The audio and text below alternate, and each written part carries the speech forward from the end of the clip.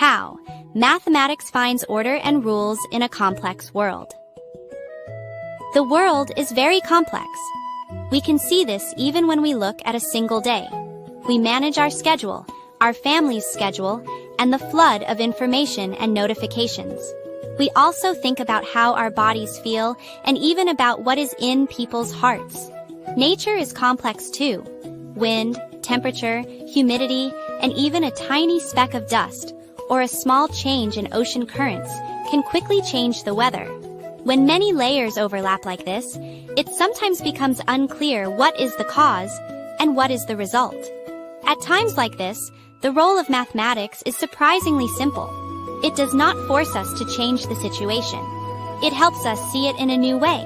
Instead of trying to make everything simple, mathematics looks for the points that give us clues.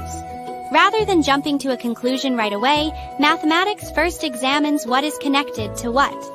It is difficult to say that something is complex only because it has many parts. Whether there is 1 candy or 10 candies, it is still a candy box. What usually creates complexity is the relationship between elements. When relationships form, new properties appear. These are properties that did not exist when each element was considered on its own. That is why we sometimes encounter a whole that is greater than the sum of its parts. Water is a good example of this idea. A single water molecule is not water by itself. We cannot tell if it is liquid, ice, or vapor by looking at just one molecule. However, when molecules come together and the way they form relationships changes, their properties also change. Sometimes they move relatively freely. At other times, they form a regular structure and settle into fixed positions. So even though it is made of the same molecules, it can become a liquid, it can turn into ice, and it can also become water vapor. Here, mathematics looks at those relationships and expresses them as structures.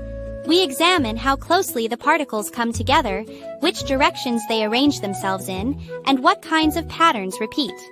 When a substance is a liquid, its neighbors keep changing, and the arrangement moves and shakes loosely. In contrast, when it becomes ice, a relatively regular framework forms, and it grows into a repeating structure made of ring shapes close to hexagons. Instead of packing the structure tightly, this structure leaves empty spaces. Because of this, ice is less dense than water and takes up more volume. That is why ice floats on water. The question, why does ice float, is easier to understand if we ask how the molecules are arranged, rather than what they are made of.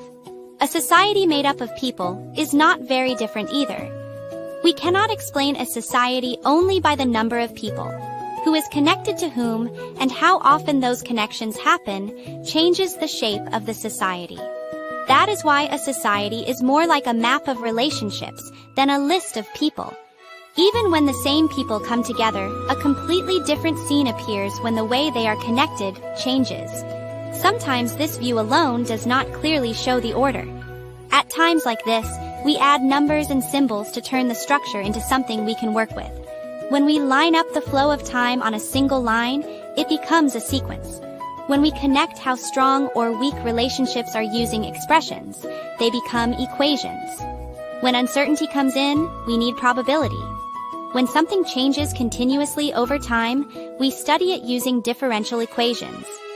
When viewed this way, mathematics does not stand on the opposite side of complexity. Instead, we face complex things directly and discover the relationships and structures within them. The world may always be complex, but if we change the way we look at it, we have a better chance of finding our way. Mathematics is the language that helps us understand the world.